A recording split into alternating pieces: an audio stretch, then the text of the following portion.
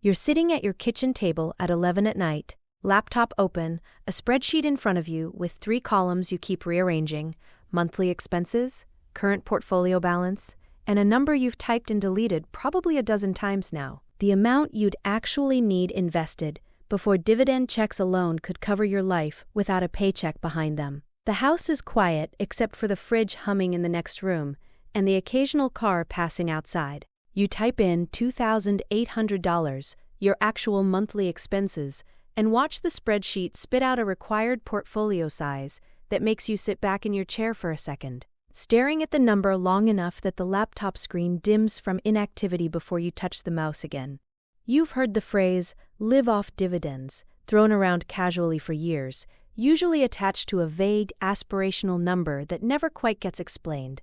People talking about it the way they talk about winning the lottery, more fantasy than plan. You've scrolled past videos and forum posts that toss around numbers ranging from suspiciously optimistic to genuinely terrifying, with almost nobody showing their actual math or explaining which assumptions they're using to get there. Sitting here at 11 at night, running actual numbers against your actual expenses, you realize almost nobody explains this clearly, and the version most people picture in their head is either wildly optimistic or unnecessarily pessimistic, because they're using the wrong yield, the wrong assumptions, or comparing themselves to a stranger's Instagram post instead of their own real numbers. So let's actually do the math properly, starting with the mistake almost everyone makes first.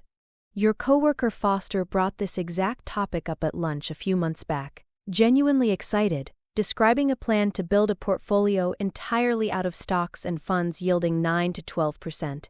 Numbers that sounded, to him, like the obvious fast track to living off dividends without needing to save nearly as much as everyone else seemed to think was required. If a fund yields 10%, he reasoned, you'd only need $360,000 to generate $3,000 a month, a fraction of what a more conservative approach would demand. He'd pulled up a list on his phone right there at the lunch table, 3 different funds he was considering, each one boasting a double-digit yield in bold letters on the fund's own marketing page.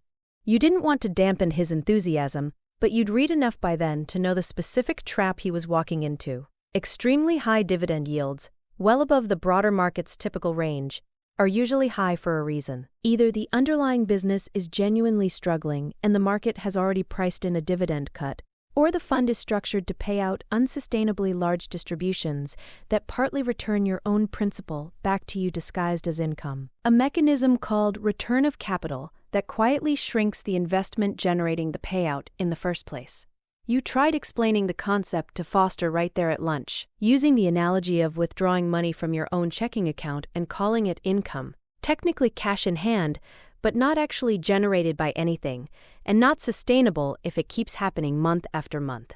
Currently, the broader U.S. stock market's average dividend yield sits closer to 1.3 to 1.5%, while a dedicated dividend-focused index fund typically yields somewhere between 2.5 and 4%, depending on which specific fund and strategy you're looking at. Anything meaningfully above that range, especially double digits, deserves real scrutiny rather than excitement, because sustainably high yields at that level are rare enough that most funds advertising them are either concentrated in a single volatile sector or using leverage and option rating strategies that behave very differently than simple dividend growth. Investing during a downturn.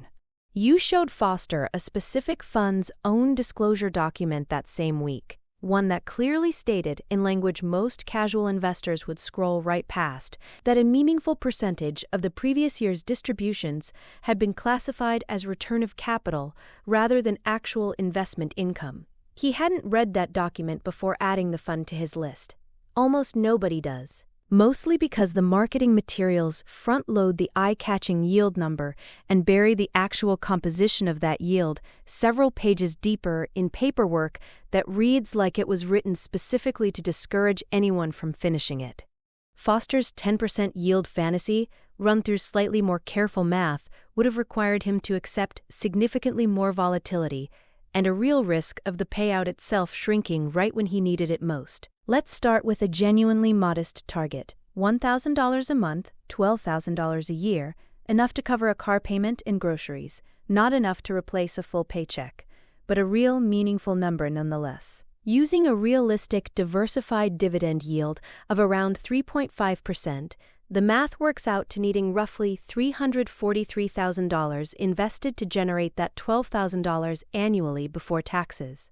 You ran this exact calculation for your friend Tasha last spring, who'd been vaguely mentioning wanting to live off dividends someday, without ever having actually sat down and calculated what someday required in concrete terms. She'd assumed, reasonably enough given how casually the concept gets discussed online, that the number was somewhere in the low six figures for a genuinely comfortable extra income stream. Watching her reaction to $343,000 for a relatively modest $1,000 a month was its own kind of useful moment. Not discouraging exactly, but clarifying. The same way any vague goal becomes more real and more actionable the moment it gets an actual number attached to it. She admitted, a little sheepishly, that she'd been picturing something closer to $80,000 or $100,000, a number she'd apparently absorbed from a video that never actually showed its underlying assumptions.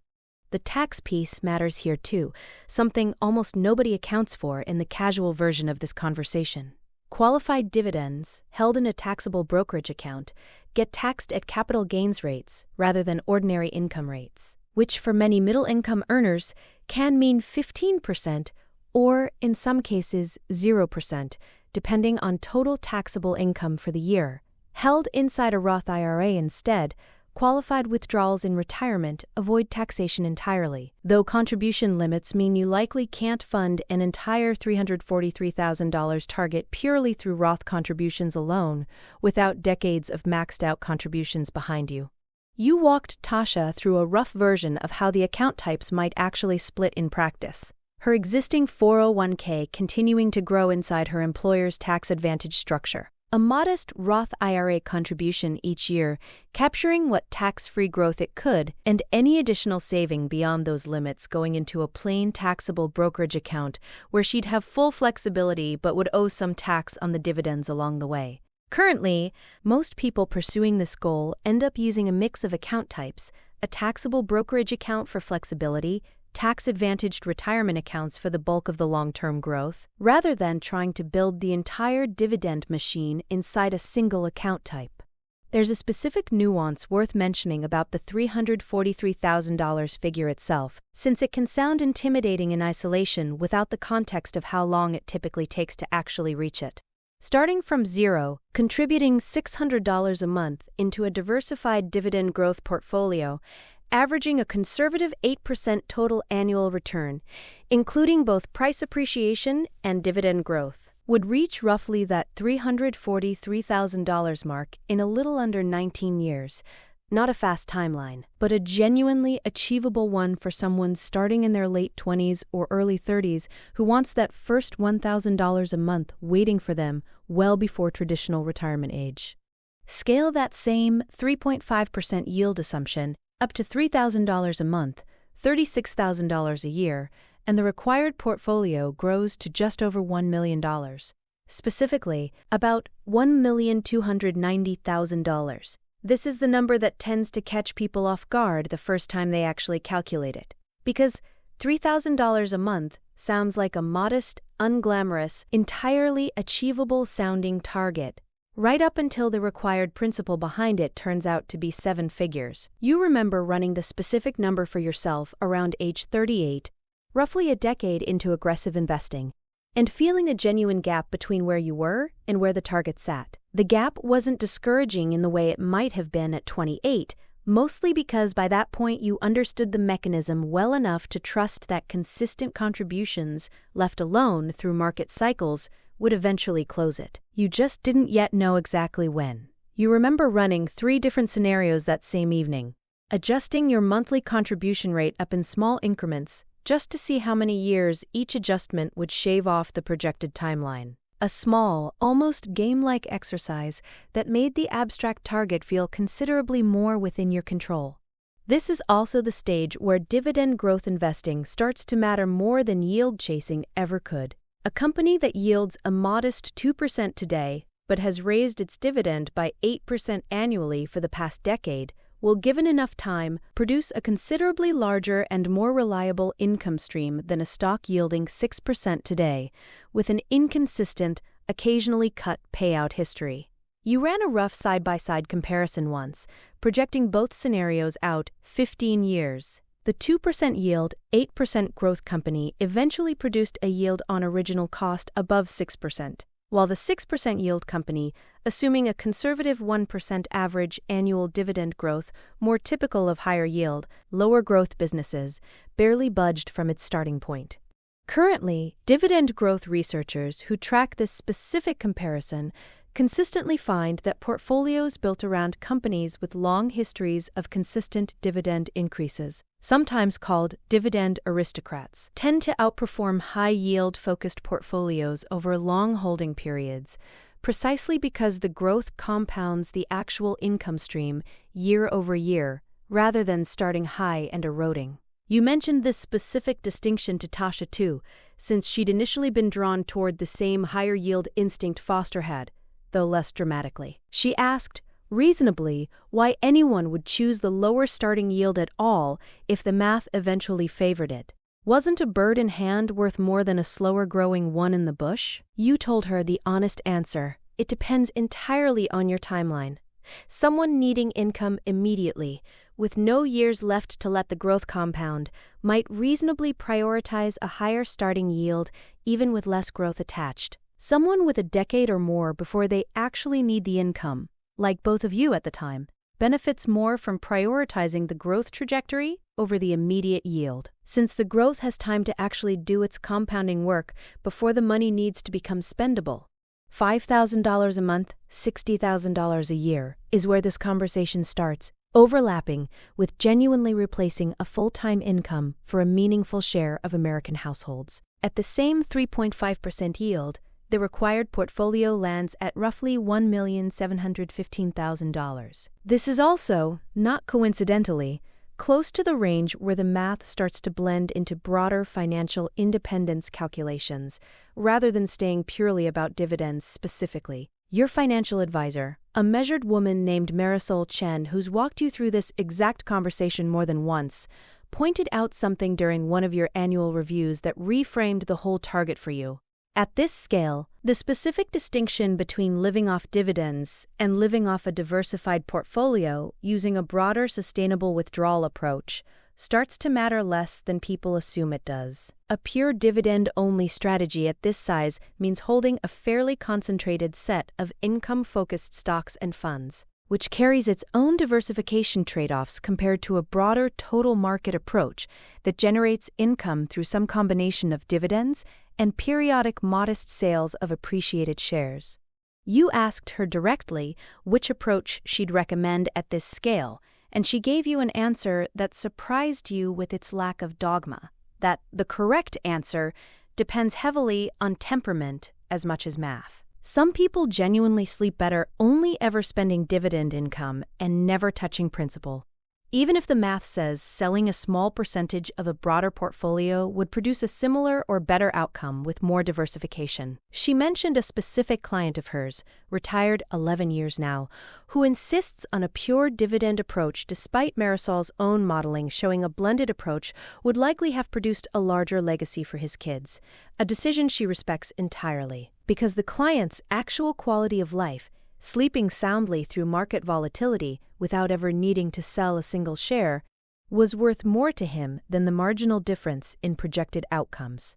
Currently, most comprehensive retirement income research treats pure dividend and total return withdrawal strategies as roughly comparable in expected outcome over long time horizons, with the actual better choice depending more on which approach a specific person can actually stick with through a bad market year than on any objectively superior math. Marisol's actual advice to you, given your own temperament, leaned toward a hybrid, a solidly dividend-focused core with enough broader index exposure, layered in that a bad year for dividend-paying sectors specifically wouldn't disproportionately hit your entire income stream at once.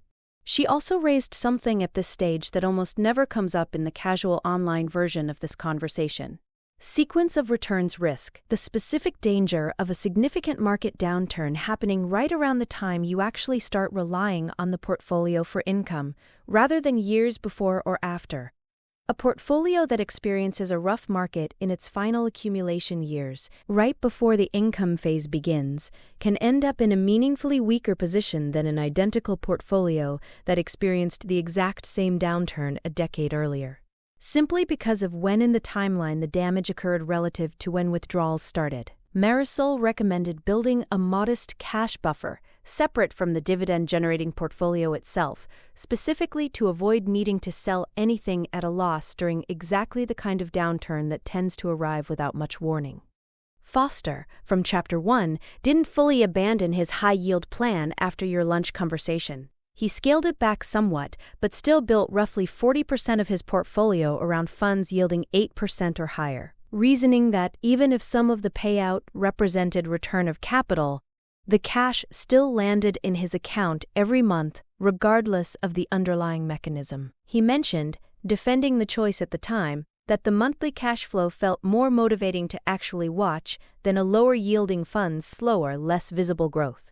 2 years into that strategy, one of his larger holdings, a fund concentrated in a single volatile sector, cut its distribution by nearly a third during a rough stretch for that specific industry, and the fund's share price dropped substantially at the same time. The exact double hit that high-yield concentrated portfolios are specifically vulnerable to, income and principal both declining together rather than the stability he'd originally pictured. He showed you the statement at lunch, visibly rattled in a way you hadn't seen from him before, the monthly deposit noticeably smaller than it had been the previous quarter. You didn't say, "I told you so." You just asked how he was adjusting, and he mentioned, a little sheepishly, that he'd started shifting new contributions toward the more boring, lower-yielding dividend growth funds you'd originally suggested, keeping the existing high-yield positions rather than selling at a loss but no longer adding to them. He asked, almost reluctantly, whether you thought he should sell the position entirely and take the loss outright. You told him honestly that you didn't know his full situation well enough to say for certain, but that the decision going forward probably mattered less than making sure he understood exactly what he owned and why, something he admitted he hadn't done thoroughly enough the first time around. Currently, research on dividend cuts and yield traps consistently finds that unusually high yields correlate meaningfully with a higher probability of a future distribution cut, precisely because the market has usually already priced in the risk that other investors can see clearly, even when the yield itself looks appealing on the surface. The lesson isn't that high-yield investments are always wrong. Some genuinely stable businesses do pay elevated, sustainable yields, and a modest allocation to higher-yielding assets can reasonably diversify an income-focused portfolio. The lesson is that yield alone, disconnected from the underlying business's actual health and payout history, is a number that can mislead as easily as it can inform, and building an entire retirement plan around the highest number on a screen without asking why that number is so high is close to the single most common mistake people make trying to shortcut their way to this goal. Every example so far has described the destination, the portfolio size required once you're actually living off the income. Almost nobody talks honestly about the accumulation phase that has to happen first, the years or decades where the dividends get automatically reinvested rather than spent, compounding the share count itself long before any of it becomes spendable income. You started this specific mechanism at 27, setting every dividend payment to automatically reinvest into additional shares rather than sitting in cash, a setting so unglamorous it took you all of 4 minutes to configure and then never think about again for over a decade. In the early years, the reinvested amounts were laughably small, $6 here, $11 there, barely worth the transaction fee some brokerages used to charge before reinvestment became free almost everywhere. You remember mentioning this specific tedium to Tasha once, describing the early years as feeling less like investing and more like watching paint dry in extremely small, extremely slow increments. There's a specific psychological hurdle to this phase that almost nobody prepares you for. For years, checking your dividend income felt almost pointless. A few dollars a month, invisible against your actual paycheck, easy to forget was even happening at all. You remember a specific stretch around year 4 where you genuinely considered turning off the automatic reinvestment and just letting the small cash amounts accumulate in your checking account instead, mostly out of a vague sense that watching a growing pile of actual dollars would feel more satisfying than watching a share count creep upward by fractional amounts most months. You didn't switch it off, mostly out of the same stubbornness that kept your first $150 monthly transfer running in an entirely different story about an entirely different number.